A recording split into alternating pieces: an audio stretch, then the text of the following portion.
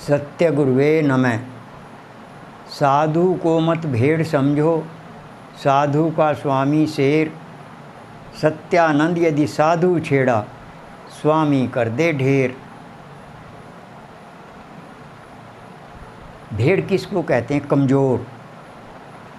और शेर जो सबसे शक्तिशाली हो, उसके लिए कहा सेवक ने शेर।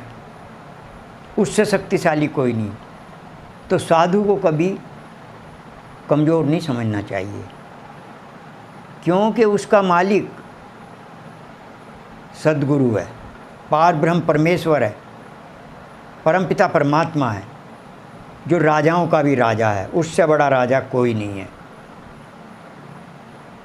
यदि कोई साधु को छेड़ेगा तो स्वामी उसको ढेर कर देगा। फिर क्या रह जाएगा? काम खत्म। फिर पछतावा रह जाता है बस कि भाई साधु को छेड़ कर हमने अच्छा नहीं किया। पछताने से फिर क्या होगा? यदि पहले ही होश में आ जाए तो उससे अच्छी क्या बात है। साधु से सदैव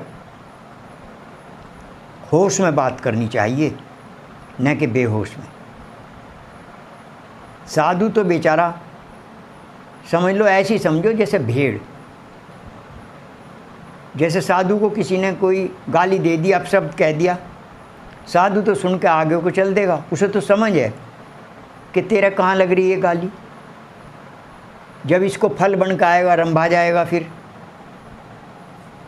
कोई थप्पड़ मार दे, डंडा मार दे, तो वो आगे को चल देगा। जब फल बन के आएगा, फिर हाय हाय करेगा।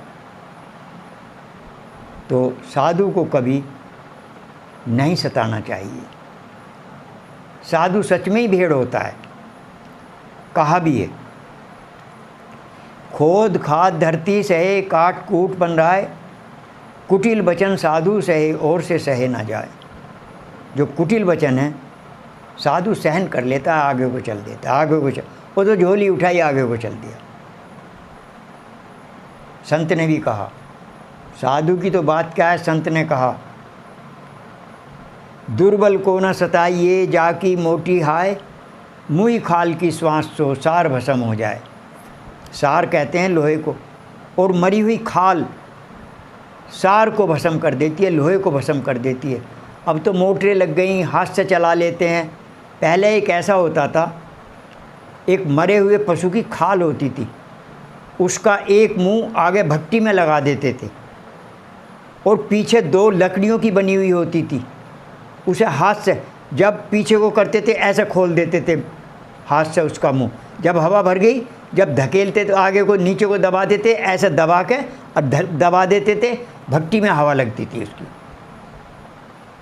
तो उसके लिए कहा संत ने कि मरी हुई खाल की जो सांस है वो लोहे को भस्म कर देती है, लोहा भी जला देती है।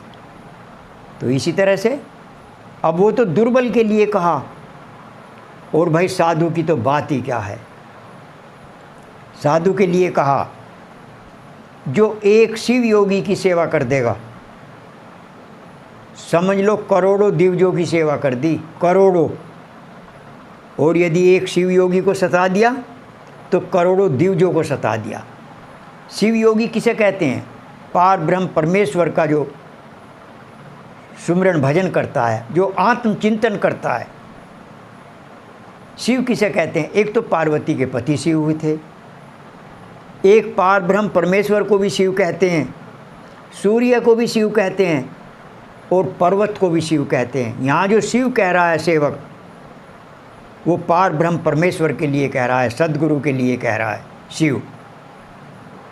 तो शिव योगी का इतना बड़ा महत्व होता है। छेड़ने से करोड़ों दिव्यों का दोष लगता है, सेवा करने से करोड़ों दिव्यों का पुण्य मिल जाता है। दिव्य किसे कहते हैं? जिसके 2 जन्म हो चुके हों। 2 जन्म किसके होते हैं? एक तो जो जीव अंडे से पैदा होते हैं, जैसे पक्षी, सांप, छिपकली आदि, ये अंडे से पैदा होने वालों के 2 जन्म होते हैं। कैसे होते हैं? एक तो अंडा बाहर आया पेट से, एक जन्म तो वो हुआ। एक अंडे से बाहर आया, जब अंडा फूट गया तो फिर अंडे से बाहर आया। तो ये अंडे से पैदावार होने वाले द्विज कहलाते हैं। मानव भी द्विज होते हैं, पर वो कुछ थोड़े होते हैं। वो किसे कहते हैं द्विज? ब्रह्म ज्ञानी को द्विज कहते हैं, आत्मज्ञानी को द्विज कहते हैं। ये इसके कैसे होते हैं 2 जन्म? एक तो माता जी के पेट से जन्म हुआ, जब माता जी के पेट से बाहर आया, एक जन्म तो वो हुआ। एक जन्म हुआ संतों के द्वारा, ज्ञान का जन्म, आत्मज्ञान का जन्म, ब्रह्म ज्ञान का जन्म, ये संतों के द्वारा होता है। और यदि किसी का एक ही जन्म हुआ और प्राणांत हो गया तो अधोगति में जाएगा।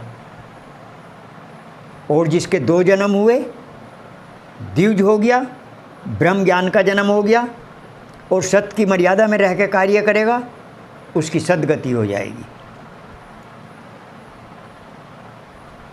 तो इतना ये होता है ब्रह्म ज्ञानी को, शिव योगी को छेड़ने का फल। सेवा करी तो करोड़ों द्विजों का फल, पुण्य मिलेगा उसे। और यदि छेड़ा, सताया, तो करोड़ों द्विजों को अपराध कर दिया समझ लो।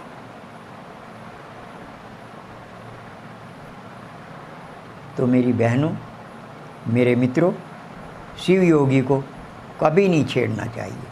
और जो शिव योगी की बात मानता है, बताए मार्ग पर चलता है, उसका उद्धार हो जाता है, भवसागर पार हो जाता है। और सत्य की मर्यादा में भी जो रहता है, उसका होता है उद्धार।